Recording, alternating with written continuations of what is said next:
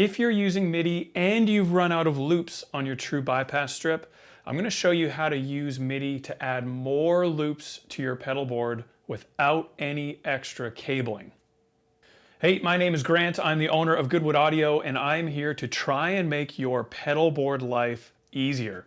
Today, I'm going to show you how to add extra loops to your pedal board without buying any extra hardware, and it all has to do with MIDI.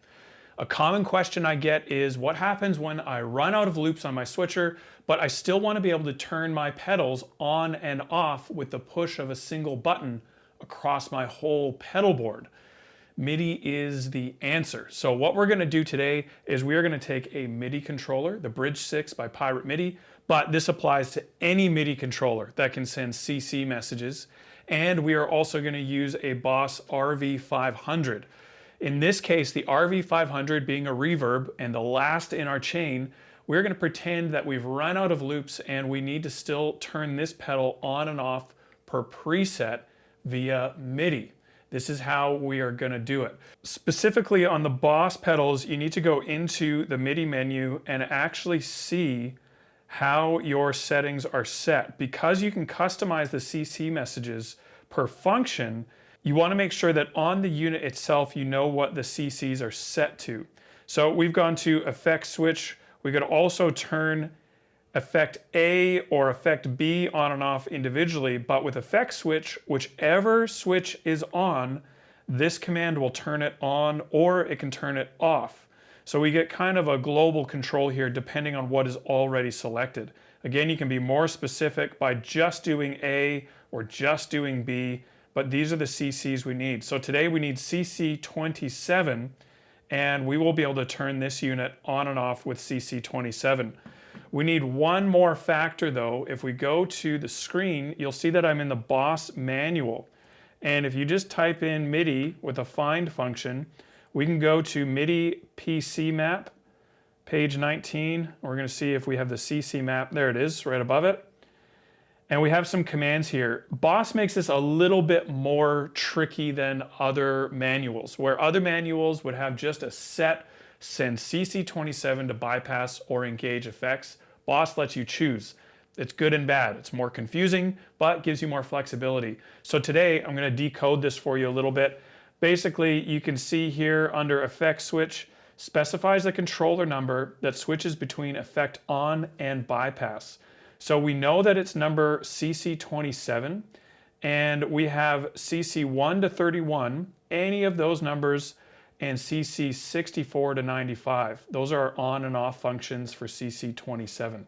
If this is all sounding like another language here, it's about to get much more clear in a second when I hop over to the Pirate MIDI app. So I've already programmed this, and I want to show you what I did. So we've gone to a button, we've set it to toggle. Again, this is very common among other MIDI controllers as well. Toggle on.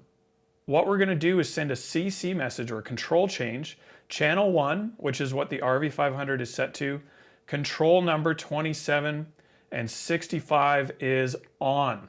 Anything between 64 and I believe it was, what do we have here, 95. Any number between 64 and 95 would work.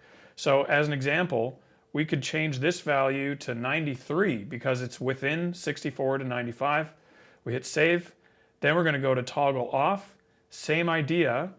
Still channel 1, still controller 27, and any number between 1 and 63, I guess it would be. 1 and 31. So they've made it even a little bit more confusing here. Any number between 1 and 31. So 2 is between 1 and 31. So we are good. Save and close. We're going to send this to the device. So now that it's synced, we can actually go to the pedal itself and test this out. So let's say preset A was on. Well, actually the controller says it's off right now. So we'll leave them both off and we will give this a test. So now you can see that A is turning on and off.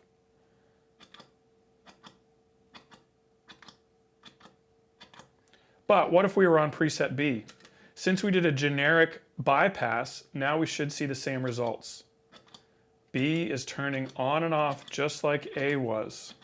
Now with one button push, you can turn all the loops in your switcher on or off as normal, but also include the MIDI pedals outside of those loops to turn on and off at the same time to your preference.